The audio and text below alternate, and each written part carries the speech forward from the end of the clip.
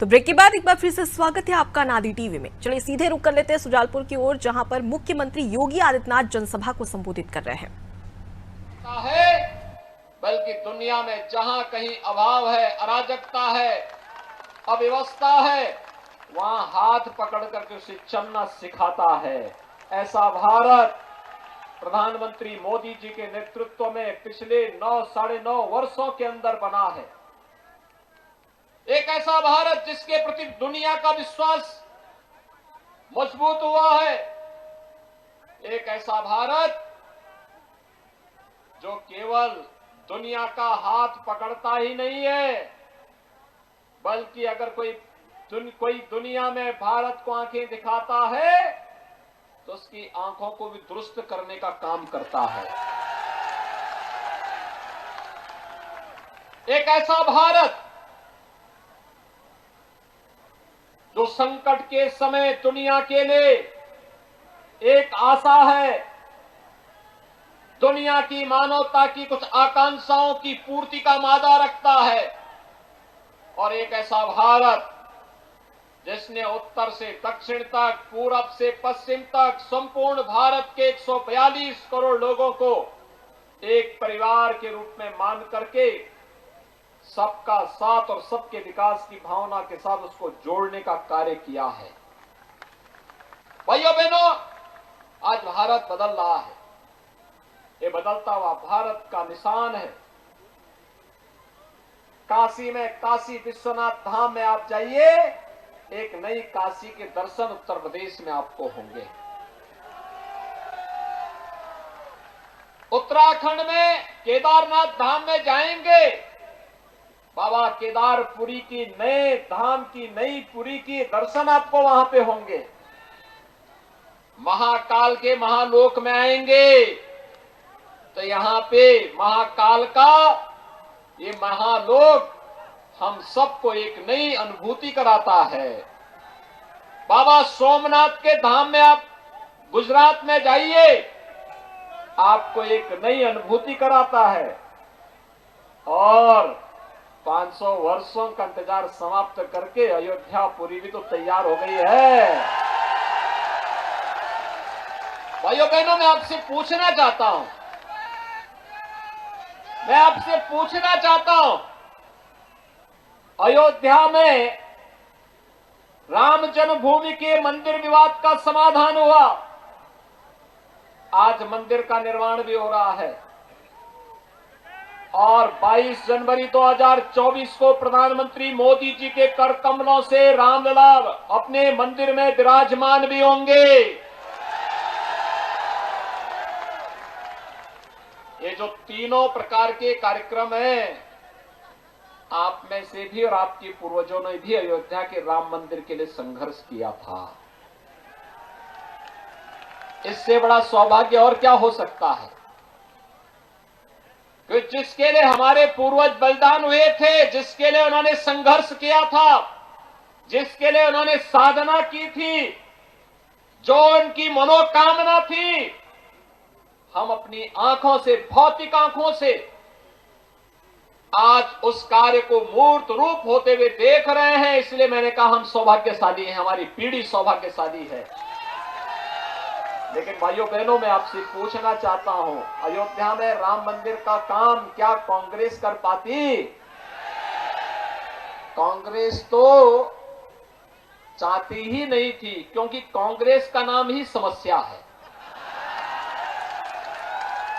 कांग्रेस चाहती ही नहीं थी समस्या का समाधान हो। कांग्रेस ने तो कह दिया था कि नहीं, कोई परिवर्तन नहीं होना चाहिए। और तो राम भक्तों ने कहा कि गुलामी के ढांचे को हटा देंगे, न रहेगा बांस, नहीं बजेगी बांसुरी।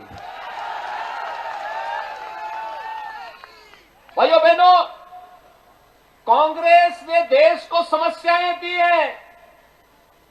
एक कांग्रेस ने आतंकवाद की समस्या दी, उग्रवाद की समस्या दी, नक्सलवाद की समस्या दी, भ्रष्टाचार के कारण देश की छवि को धूमिल किया।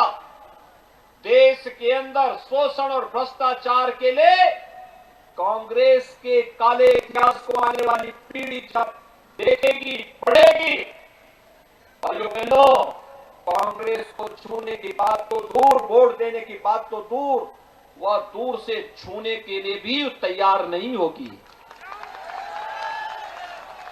जिस कांग्रेस ने हमारे इतिहास को हर पग पग पर कलंकित करने का कार्य किया हो, उसे अपमानित करने का कार्य किया हो, इतिहास में किस प्रकार के पन्ने पढ़ाए जाते थे?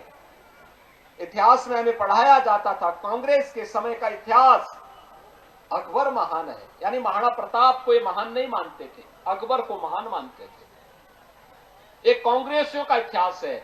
और भाजपा कहती है कि महाराणा प्रताप और छत्रपति शिवाजी महाराज महान है। अंतर स्पष्ट है। एक और गुलामी की निगाहों से पूरे देश को देखने वाली कांग्रेस देश को पुनः गुलामी की ओर धकेलने का कुत्सित प्रयास कर रही थी। दूसरी तरफ अपने राष्ट्रीय स्वाभिमान और सम्मान के लिए जानी जाने वाली भारतीय जनता पार्टी, जो राम और कृष्ण की परंपरा पर भी श्रद्धा रखती है, महाराणा प्रताप और छत्रपति शिवाजी महाराज की परंपरा पर भी गौरव की अनुभूति करती है, राजा भोज की परंपरा पर भी गौरव की अनुभूति करके आगे बढ़ने का कार्य करती है। यह है भारतीय जनता पार्टी। भाइयों बहनों, कांग्रेस ने तो राम और कृष्ण के अस्तित्व को भी नकार दिया था।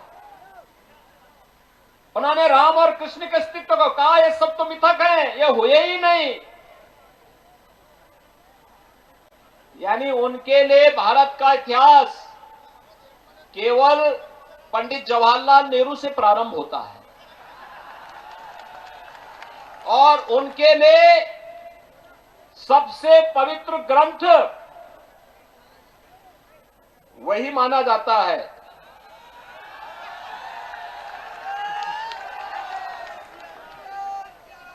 वे अपने को आज भी एक्सीडेंटल कहते हैं।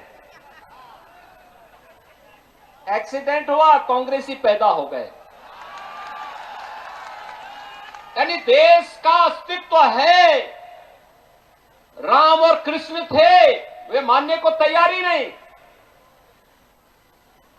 लेकिन हमने माना, लेकिन मानने के लिए शर्त थी डबल इंजन की सरकार रहनी चाहिए। और भाइयों बहनों, मोदी जी का सानिध्य और उनका आशीर्वाद, उनका मार्गदर्शन उत्तर प्रदेश की जनता ने अंगड़ाई ली। जाति, मत, मजहब, क्षेत्र, भाषा से ऊपर उठी, अंगड़ाई ली।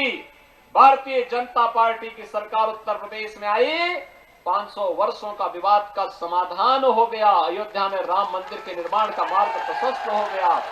और अब तो 22 जनवरी को रामलला अपने स्वयं के भव्य मंदिर में विराजमान हो जाएंगे।